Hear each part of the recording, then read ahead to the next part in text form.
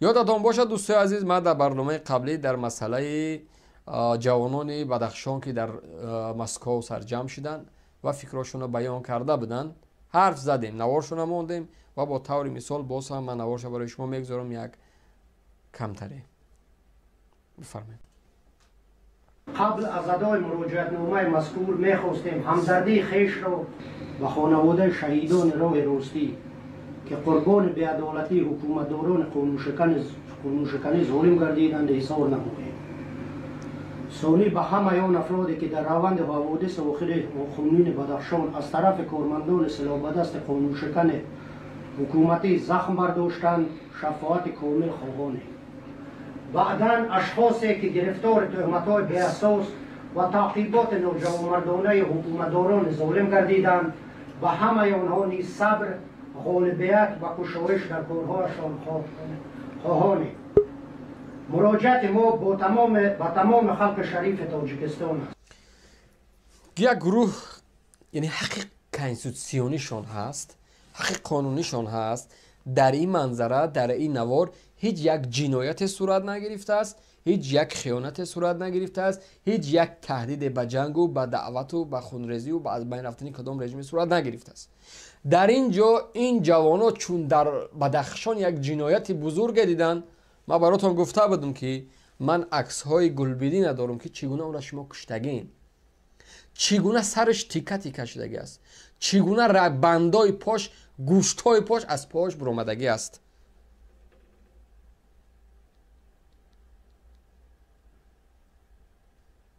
چگونه از چشمش خون میریزه، چگونه جاش هستی قاش بالای سرش از خطا نکنم یا که دیدش نمیشه واقعا که شکاف است، این قدر شکاف است، گوشت برآمدگی است، سر پر از شرم است، پر از خون است.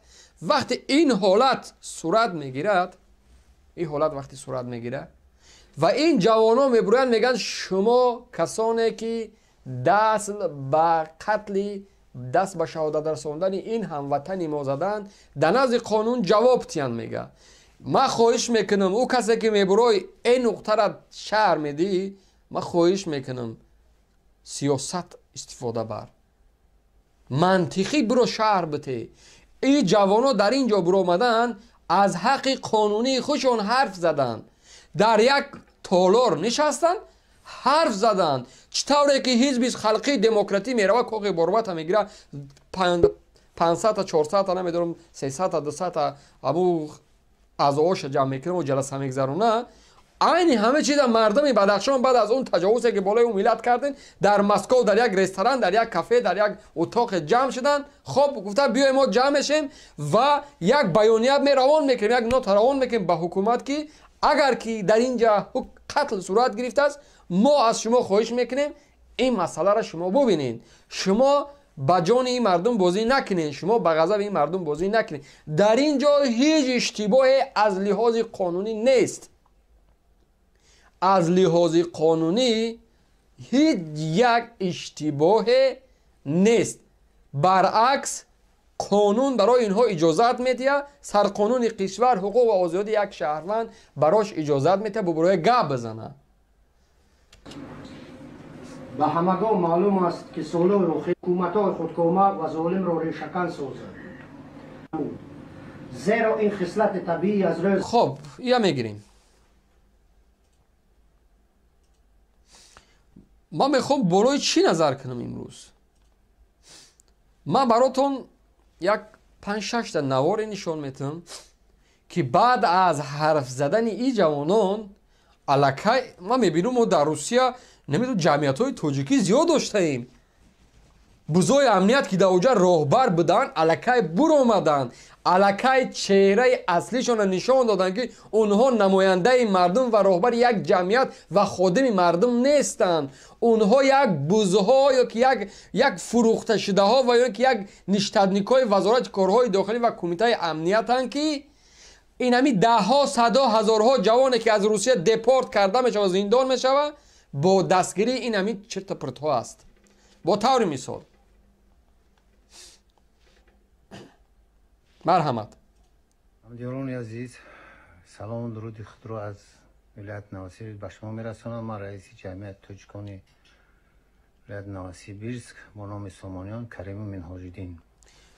چقدر که در شبکه‌های اینترنتی برآمد برادران بدخشان را ما آیا شما قبل از همین جوان همین مرد در جای دیدین که برآمد در صفحه فیسبوک مردم دعوت کرد که بیاین ما از او دختری که تجاوز کردن، نامش چی بود؟ دختری 6 ساله که تجاوز کردن، استغفرالله، نامش فراموش کردم، ان شاء الله در خاطر ما حتما میگیرم. بیاین از او دفاع کنیم، من نماینده تاجیکان در فلان جا. آیا همین نفر دیدین؟ آیا دیدین زمان تاجیک در روسیه تحقیر کردن، نمیدونم عذاب بدنش لیچ کردن، در رسانه‌های دولتی نشان دادن؟ آیا برآمد یک اعتراض کرد؟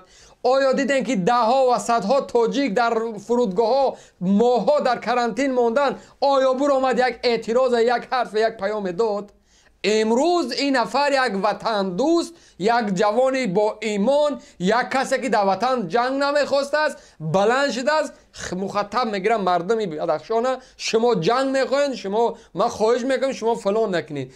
اگر تو او قدر وطن دوست بودی، او قدر با ایمان بودی، من 100 تا مثال برای تو واری وطن دوست میارم که در هیچ یک نقطه او گپ نزدی، شما روتون سیاه کردین. امروز چهره اصلی خودتان نشان دادن که شما نشتدنیک کسانی هستند که در کمیته امنیت ثبت نام شده این. در اونجا جمعیت تاجیکان است، در اونجا یک عادل، یک اتریت وزارت کمیته امنیت است که هر کسی که کم صدا بلند میکنه با کمک شما اونا را شما به تاجیکستان روان میکنی. شما انم شخصیت ها هستید. گوش کردیم و به یک خلاصه اومدیم که امروز برای ما از همه بهتر این به فکر من که صلح است. ما هیچ محل صلح گفتم میکشیم، بعد جنایتکار باید جزا بگیره. خیال تصور کنین، من نمیدونم شما اینتلیگنتین، شما نمیدونم عقل دارین، سالم هستین، نیست در یک جمعیت میرین راهبر میشین، فهمیش سیاسی دارین که جنایتکار جزا میگیره، نه که کشته میشود. جنایتکار جزا میگیره، میفهمی؟ ولی گل بدین کشته شدگی است. نواری زنده بودن او را شما دیدین، اون نفر را زنده دستگیر کردین و بعدا کشتین. اینجا خودش بیانگر او است که جنایتکار شما جزا ندادین. اگر واقعا جنایت کرد شما کشتین، قانون کشور در اینجا پایمال کردین، ولی این احمقا میبرویند در مقابل سرقانون کشور حرف میزنند. قانون کشور یا قبول ندارند.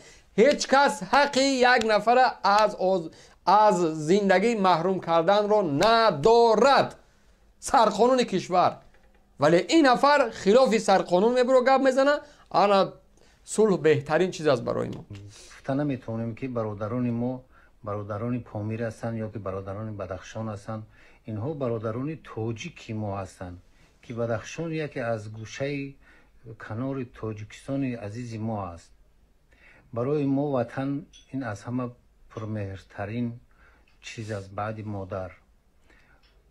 مادر وطن این یک صدا هست و ما هیچ وقت به خواهین وطن شدن، به خواهین مادر شدن نمیتوانیم. از همه شما برادران خب ایشه میگیریم، اینه ایشه بی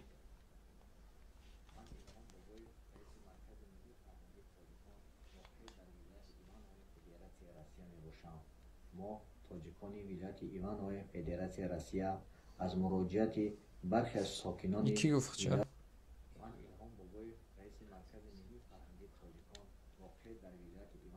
رئیس مرکز تاجیکان این هم، یعنی این نفر دیگه شما دیدین در جای تو امروز از تاجیک حمایت کرد، از نام تاجیک میان یک جمعیت میکشن، میخرن، غارت میکنن، پول به دست میارن. یک تاجیک مرده است، ده ها صدا هزار روبل روسی به دست میارن. آیا کمک یا کی نمیکنه؟ شما بار این نفر رو دیدین در خدمت مردم؟ آیا بار دیدین که اینها برآمدن در یک قضیه های مهمی ملی گپ زدن، واروخ فروختن، بدخشان فروختن، ده ها بار برای مردم تیرباران کردن، ده ها بار زنهای ملت تجاوز کردن، صدها بار این ملت در روسیه و در نمیدونم دیگر کشورهای روی عالم تحقیر کردن، تنقید کردن، حرف زدن، تجاوز کردن، خیانت کردن. آیا بار اینا گپ زدن؟ امروز اینا یک نفری وطن دوست، امروز یا یک نفری که دلشان برای صلح و ثبات امنیت کشور میسوخته است. زمان بالای مردم بدخشان تیر خالی کردن، آیا بدین؟ آیا حرف زدین؟ امروز گویا ناراحت از او شدن که مردم بدخشان برآمده از اعتراض کردند. حق قانونی او مردم است. مدامی که عضو او ملت او منطقه را میکشن، مردم حق داره برای دفاع بکنن. دیگرش میشنیم. ما تاجیکانی ولایت ایوان های فدراسیون. خب مرحمت. جمعیت تاجیکان مرکز ملی فرهنگ. هموطنان عزیز، از نام جمعیت تاجیکان مرکز ملی فرهنگی به نام اسماعیل سامانی در شهر اوفا جمهوری باشقردستان. این شدیدن در گجای در شهر اوفا جمهوری باشقردستان. آیا همین نفر در جای از عضو این ملت دفاع کرد تا امروز؟ قضیه هویدا در خاطر اومد. تشکر برادری که برای من نوشتی. هویدا آیا دیدین؟ آیا یک بار برآمد خطاب به حکومت روسیه کرد که چرا این ملت اینقدر تحقیر می شود؟ آیا یک بار برآمد به سفیر و به سفارتخانه و به نماینده و به وزارت کارهای خارجی برآمد یک بار اعتراض کرد که چرا این ملت اینقدر تحقیر شده از در خارج؟ چرا این ملت میره پشت در FMS و FSB و اونا میدارم امنیت و KGB و پلیس و دیگر ساعت ها در آچرت است، زمستان یخ است، 35 گرادوس 20 گرادوس سرد است. مادری تاجیک از ساعت 5 تا ساعت 5 بگاه در پشت در FMS راست ایستاده دنبال حجتش است. آیا شما همچون یک جمعیت ها، همچون یک تاجیک، همچون یک کسی که از نام تاجیک یک جمعیت شدن، آیا برآمدن از او دفاع کردین؟ زنی تاجیک بردن در سپسپریوم حامله‌دار محکم کردند. پسر 6 ماهه تاجیک در شعبه پلیس از دنیا گذشت. آیا تو نماینده این ملت برآمدی حرف زدی؟ امروز دلت سوخته؟ ما نمیخوایم در تاجیکستان جنگ باشه. کدام جنگ؟ کدام جنگ؟ تو خودی دستین شما دیوانه این، شما تگام تصورات دارین که چی گفته استین؟ او جوانای بدخشان برآمدن از این حکومت خودکامه طلب دارن که شما این قضیه را ببینین. شما یک برادر ما را کشتین، گلبدین شما کشتین، شما ببینین. ولی اون عبارهایی که ذکر میکنن حکومت خودکامه، مگر حکومت خودکامه نیست؟ حکومت اویلوی مگر حکومت اویلوی نیست؟ در کدام حرفی و خطاب او برادرها اشتباه دیدید؟ در کجا مردم به جنگ دعوت دارن؟ در کجا؟ اینا غمخوری ملت شدن، امروز پیدا شدن، از او بیخبرن که چهره های اصلیشون برای ملت نشان دادستن. هر جایی که حق آمد وعده پروردگار است. هر جایی که حق آمد باطل، شیطنت، افلاسی، دروغ، مکر از بین می رود. این آیت قرآن هم است.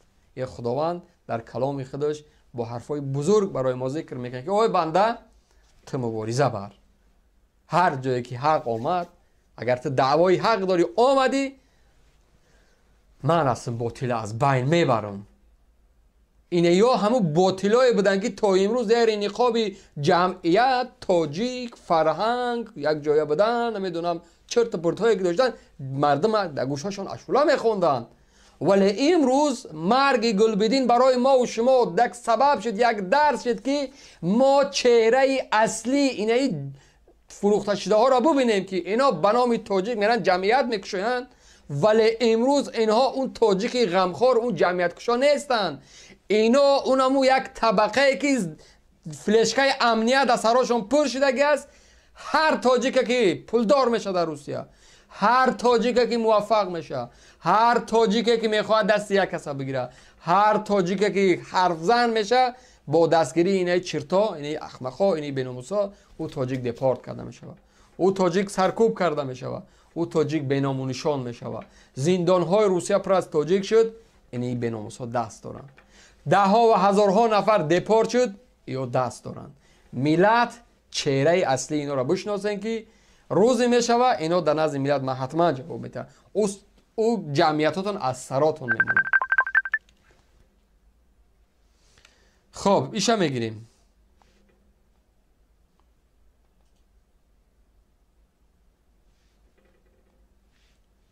مرحمت. همچون رئیس جمعیت تاجیکان ولایت یاروسلاو فدراسیون روسیه همه شما را در این سال نو میلادی 2022 تبریک نموده با شما سلامتی، خوشبختی، خانوادگی و صلح و وحدت را در وطن عزیزمان تمنا دارم. ما تاجیکان ولایت یاروسلاو فدراسیون روسیه از شبکه‌های اینترنتی مراجعت برادرانمان را از منطقه بدخشان شنیده گفتنیم که حاضر این از این اعتراض کرده سه ولی خونده سه که ما نمیدونم فلان فلان فلان. تو فکر نظر تا میگی یک نفری نمیدونم میخوایی در تاجیکستان جنگ بشه که شما سیرو را میگین تو یک فکر نظر تا از روی ورق میخونی امای رحمانوف برین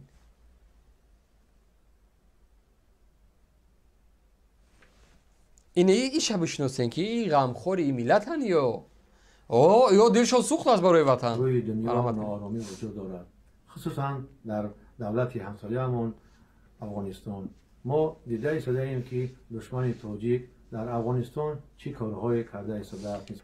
دشمن تاجیک در افغانستان اونو دیروز رفتیم پای طالب موچه کردین شرطنامه کردین قوای برق میفروشه نه دشمن تاجیک نه دشمن تاجیک داشت ما قوای برق میتین منطق کجا است تو کجا گپ میزنی منطق کجا است که دشمن تاجیک در افغانستان میبیا سلام علیکم اکا پیسه دارم من آقا میخوام برای من برق بیتی بفرما بچه آشد شود ای است دشمن تاجیک نه آمده از کلا و سلام موندگی در دست سرش میبیا میگه سیاستش تلخه کفتان میکنه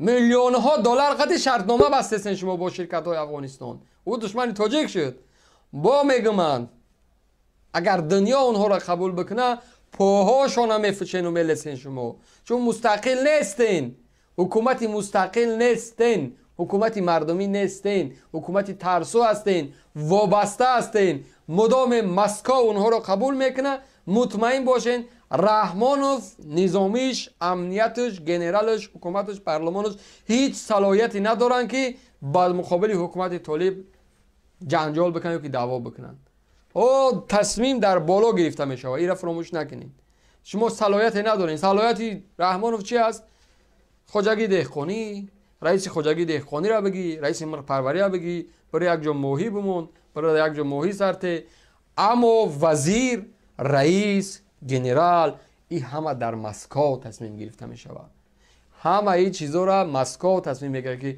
کدام وزیر در کجا تو میمونی رحمانوف هیچگاه او صلاحیت نداره که فقط میگه که تو بعضی صلاحیت ها داری برای زنها سلدری ریزه بکه برای زنهای زنها کپوس پوسکنه یاد بده برای نزدیک کارتوشکا و پیاز و نمیدونم دیگر چیزا تصمیم بگیری صورت و عکس بگی ولی همه سفرهای خارجی این همه برنامه های این همه انتخاب وزیرها و دیگر چیزا از بالا تصمیم گرفته می شود و آخرون چیزی که سفری که رحمانوف داشتی به خاطر رستم 1000% گارانتی خدی 1000% بریم بپرسینش برای رستم رفتی اوکی تا نداد نه گفت طبیعی است من باشم اگر نمیگم من باشم که یک کشور بزرگی که در دنیا جای خودش دارد تصمیم گیرنده از رهبر یک کشور بزرگم میبیام پیش یک گرچی ملاقاتی سفری رئیس جمهوری تاجیکستان به شهر مسکو رستم امامعلی و در ملاقات پرزیدنت جمهوری تاجیکستان ولادیمیر پوتین آمد منطقی است او یک دیجا و یک رهبر بزرگ دنیا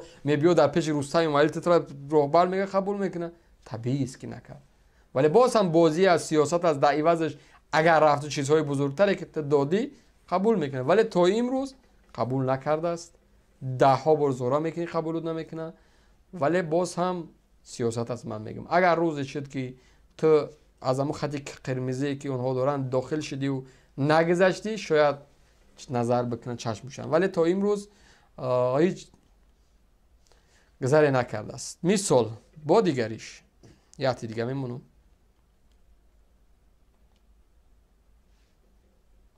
مرحمت رئیس جمعیت تاجیکان سامانی ولایت ریزان حسن شمسیه هموطنان عزیز اول میخواستم از نام خودم و از نام تمام تاجیکان ولایت ریزان همه شمایان را به فرارسی سال 2022 تبریک گفتم به همه شمایان سلامتی خوب و خونه آباد این یکی دیگه تاجیکی غمخوار، بسیار غمخوار، بسیار دلش سوخت است برای تاجیک، بسیار دلش سوخت است که مشکلات و جنگ و نمیدونم دیگر چیزا بوده است، با او خاطر این آمده است.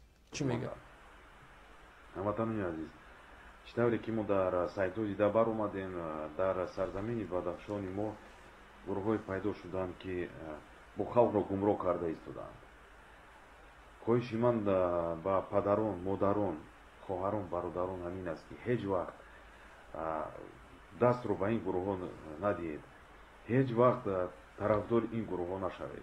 ما هیچ وقت سال 90-93 رو فراموش نمیکنیم که همین گروه ها خسته ما رو گمراه کردند و پدر رو با پسر مقابل کردند، برادر رو با برادر. هموطنان عزیز، وظیفه هر یک که ما آباد کردن، زیبا گرداندن وطن و خانه ما میباشد، نه بلکه خراب کردن، نه بلکه فروختن، نه بلکه به اجنبی دادن، نه بلکه نمیدونم اولادی کردن، نه بلکه تجاوز کردن. نه، وظیفه ما آباد کردن است، وظیفه ما ساختن است، وظیفه ما بنیاد کردن است. ولی ساختن خاکی خنک کردن، فروختن، تیکه تیکه کردن، دزدیدن، غارت کردن، تجاوز کردن، خیانت کردن، به اجنبی دادن. مادر و زن این ملت در دست اجنبی تجاوز شد. زن این ملت رفته از در روسیه در آغوش روس و ارمنیان و آذربایجان و ترک و قرقیز و خزاق میگرده. تو رهبر تاجیکای دنیا، رهبر تاجیکان نمیدونم مسئول تاجیکان در مسکو میگردی، در سن پترزبورگ، در کراسنودار، در اوفا، در پوفا، در قور و بلا میگردی، ولی در اوج زنی تاجیک در آغوش اجنبی به خاطر 2 سوم پول خواه است. تو روسیا، تو بناموس، تو وطن دوست ده تید حساب اون مردم جمعیت داری، نان میخری خورده خوابی. نه امروز گازی دکتونه، نه امروز اثبات کرده که در کجا کار میکردین. امروز اثبات کرده که شما وطن دوست نیستین، شما از بالا کنترل میشوین. شما نه اومدین به خاطر این ملت یک جمعیت بسازین، مردم آب و نان بده، مردم دستگیری بکنین، مردم سرجم بکنین، مشکلات مردم در برسین. مردم مشکلات حقوقی داره، مشکلات اقتصادی داره، مشکلات فرهنگی داره، مشکلات دینی داره، مشکلات معدنی داره. بیاین نزد شما مراجعت بکنه، شما کمک کنین. شما به او خاطر نساخته بدین، شما به خاطر ساختین که روزی که هر یک عضو این ملت قیام کرد به مقابل یا برین گردنش بزنین. شما به مقابل به خاطر ساختن که روزی که یک تاجیک در روسیه سربلند شد، شما گردن او را بزنین. این روز چهره اصلیتون را اثبات کردین.